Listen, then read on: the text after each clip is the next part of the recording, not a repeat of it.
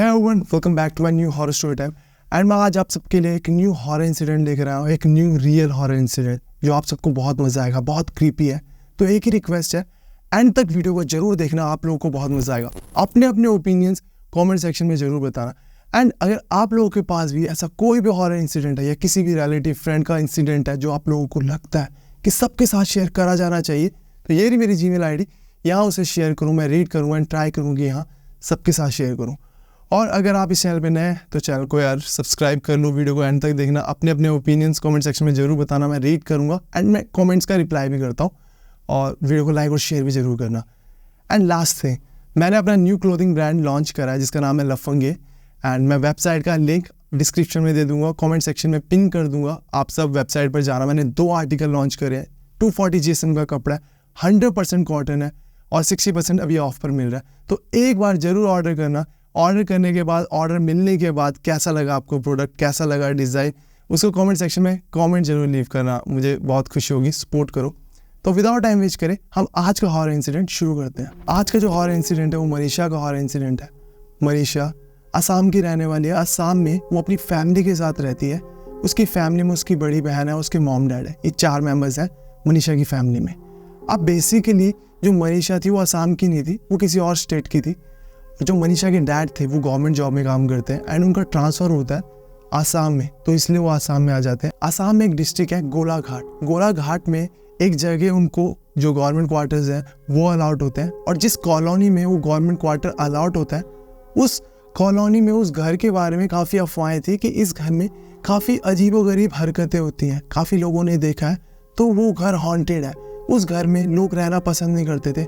And ऐसा भी बहुत बार हुआ था कि काफ़ी लोगों को वो घर अलॉट करा गया था, बट लोगों ने इन अफवाहों को सुनने के बाद वो घर लिया ही नहीं था, वो क्वार्टर लिया ही नहीं, और आसपास अपना घर रेंट पे ले लिया या कुछ भी कर लिया, बट वो क्वार्टर लिया ही नहीं, जस्ट इन अफवाहों की वजह से। इन्हीं अफवाहों की वजह से काफ़ी समय से जो क्वार्टर था वो खाली था, कोई ले ही नहीं रहा था उस क्वार्टर को। अब मनीषा की फैमिली को वो क्वार्टर मिलता है उस कॉलोनी में, और इनको भी ये बताया जाता है कि काफ़ी अफवाहें चलती हैं इस घर के बारे में कि यह हॉन्टेड है, अजीबोगरीब हरकतें होती हैं।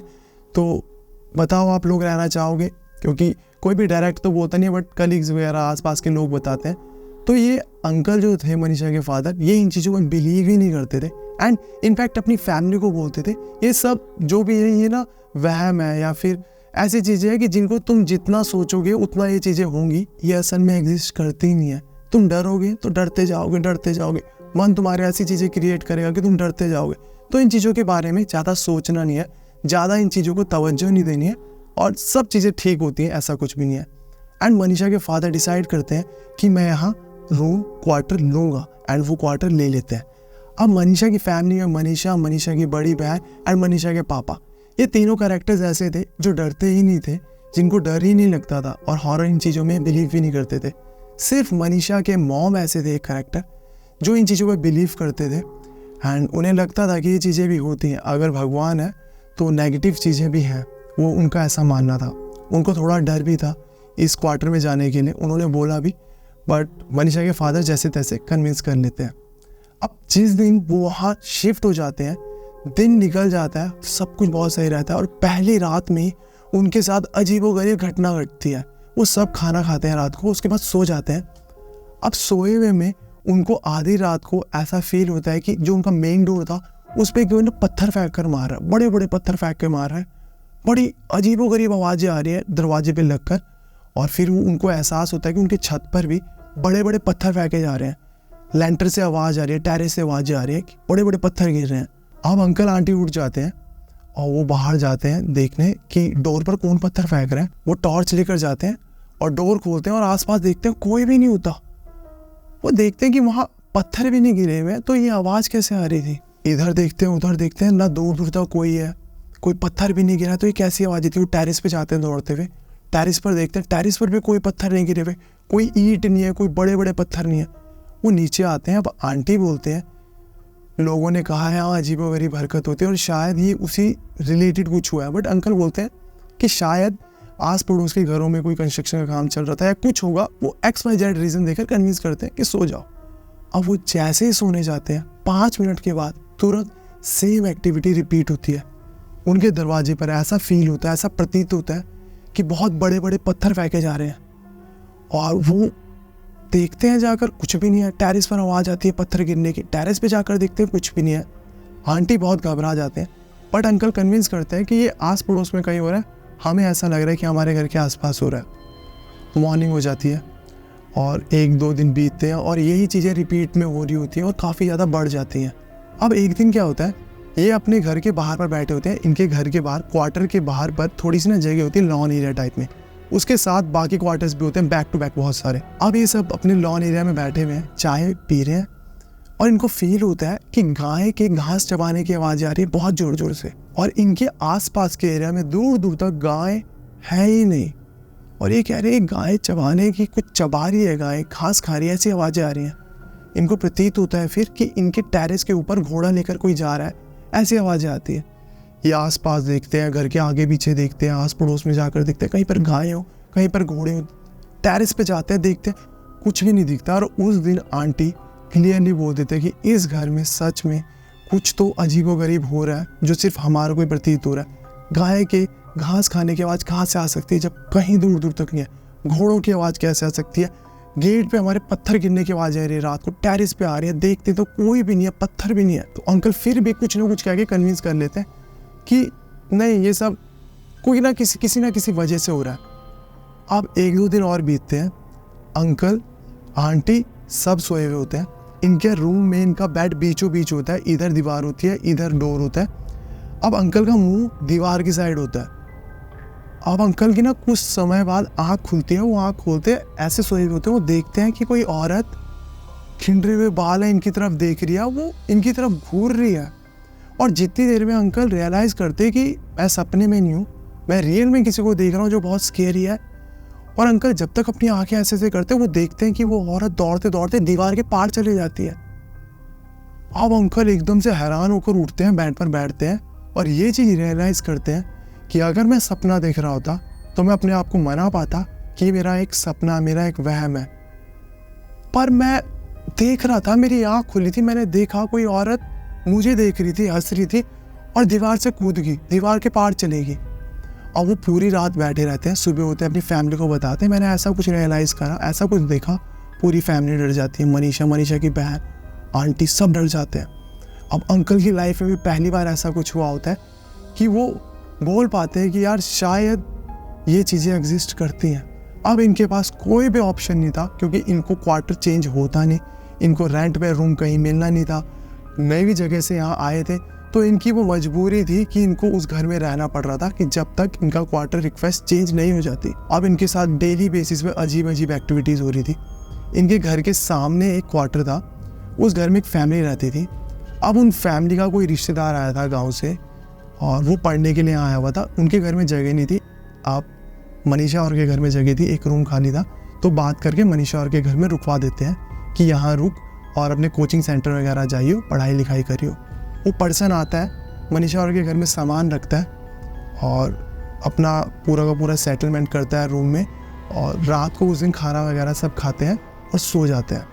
अब सब सोए होते हैं, मनीषा की बहन, अंकल, आंटी, और जो वो लड़का आया हुआ होता है वो बगल वाले रूम में सोया हुआ होता है अकेला और सो रहा है। और सडनली रात को बहुत ज़ोर से चीख मारता है, बहुत ज़ोर से, डर कर एकदम से उठ जाता है। आंटी रूम में आते हैं, मनीषा की मम्मी, और पूछते हैं बच्चे क्या हुआ। वो अपनी किताबें वगैरह पकड़ते हैं और एकदम से घर से आंटी को बोलते मैं जा रहा हूँ, और जो उनके रिश्तेदार थे उनके घर चला जाता है। और आंटी अब हैरान होते हैं कि यार हमारे साथ तो कुछ ना कुछ हो रहा था, ये नया बच्चा यहाँ आया, इसके साथ ऐसा क्या हुआ, इसने कुछ भी नहीं बताया।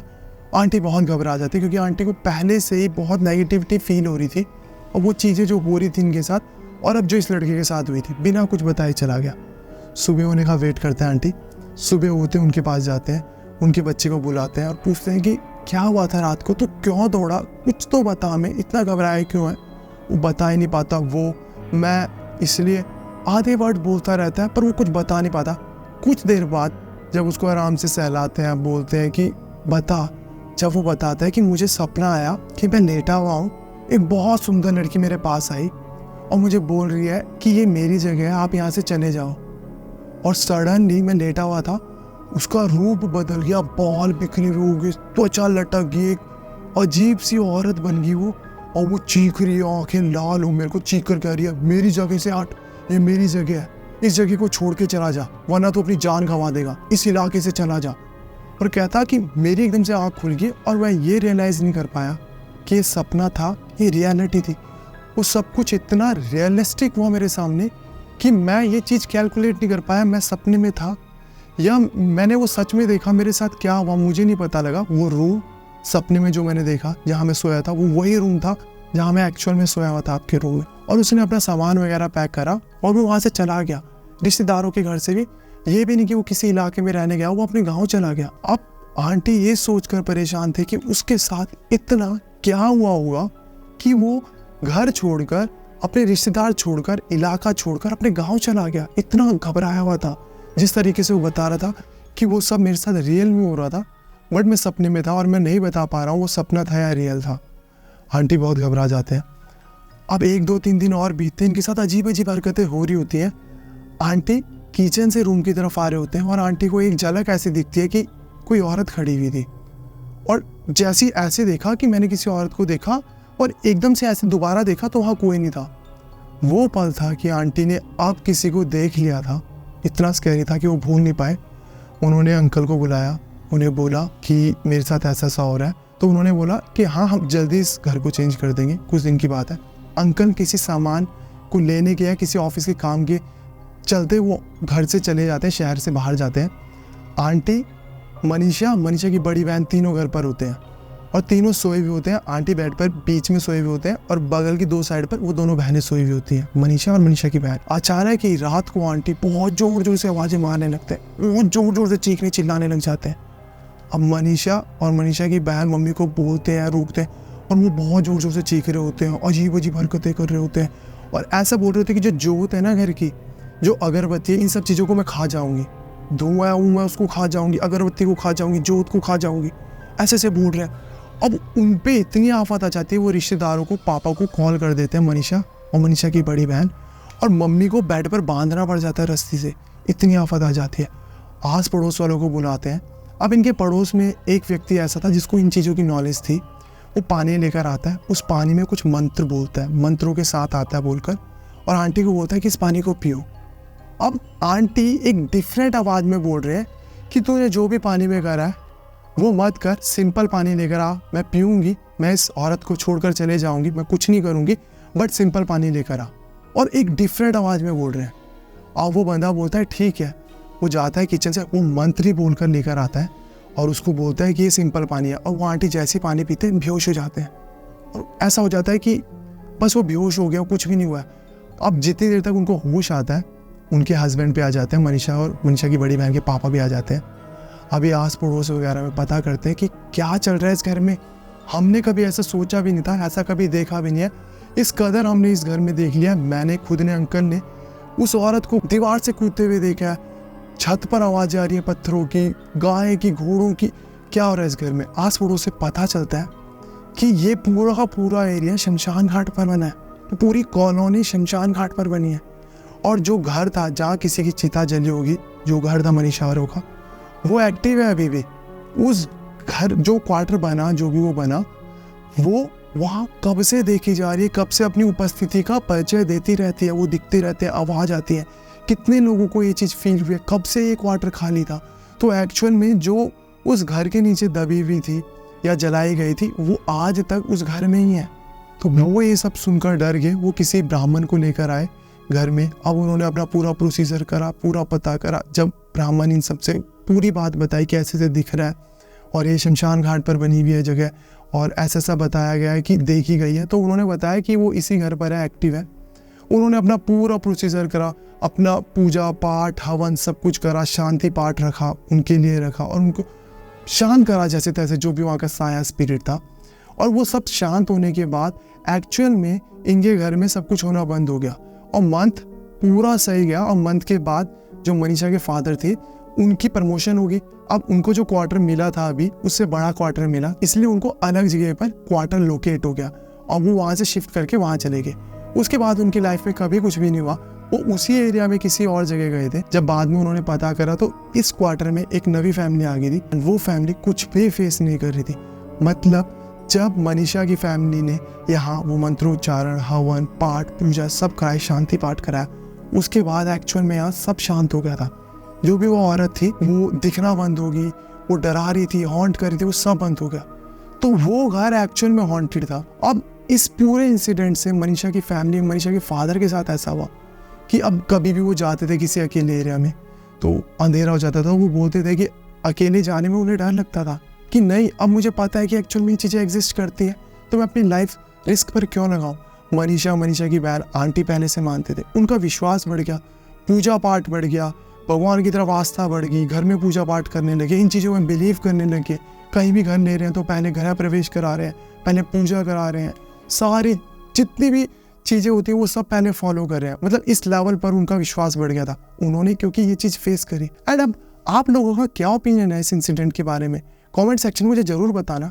मैं सबके कमेंट्स रीड करता हूँ, आप सबको पता है, मैं सबके कमेंट्स का रिप्लाई भी करता हूँ, आप सबको पता है। मैं बहुत टाइम लगता है बट मैं स्टिल सबके कमेंट्स का रिप्लाई करता हूँ, बस इसी होप में कि आपके ओपिनियंस के साथ अपना ओपिनियन शेयर कर सकूँ। एंड अगर आप लोगों को यार मेरा स्टोरी टेलिंग पसंद है, मेरे रियल हॉरर इंसिडेंट्स पसंद आ रहे हैं, तो यार वीडियो को लाइक ज़रूर करा करो। अगर 10, 15, 20 हज़ार व्यूज़ आ रहे हैं तो 1K लाइक है या 1.5K लाइक है, एटलीस्ट अगर 20,000 लोग देख रहे हैं, सब लाइक करें तो 20K लाइक हो जाएगा। चलो माना ये इम्पॉसिबल है, एटलीस्ट 3, 4, 5K लाइक्स करना 20,000 लोगों के देखने में ये इम्पॉसिबल नहीं है। जो भी देख रहा है यार लाइक ज़रूर करा करो। इस हॉरर इंसिडेंट को यहीं पर एंड करते हैं। एंड मेरा न्यू क्लोथिंग ब्रांड है लफंगे, वेबसाइट का लिंक आपको मिल जाएगा डिस्क्रिप्शन में एंड पिन कमेंट में भी मिल जाएगा। ऑर्डर करो, वेबसाइट पे जाओ और कैसा लगा प्रोडक्ट मुझे बताना। अगर आप लोगों के पास भी कोई भी ऐसे और इंसिडेंट है जो आप लोगों को लगता है सबके साथ शेयर करे जाने चाहिए, ये मेरी जीमेल आईडी शेयर करो, मैं रीड करूँगा, ट्राई करूँगा यार सबके साथ शेयर करूँ। चैनल पे नए हो तो यार और एंड तक बने हुए हो तो चैनल को सब्सक्राइब करना मत भूलना, वीडियो को लाइक करना मत भूलना, वीडियो को शेयर करना मत भूलना। इस और इंसिडेंट के लिए बस इतना है, मिलते हैं नेक्स्ट और टाइम में, तब तक के लिए बाय, टेक केयर।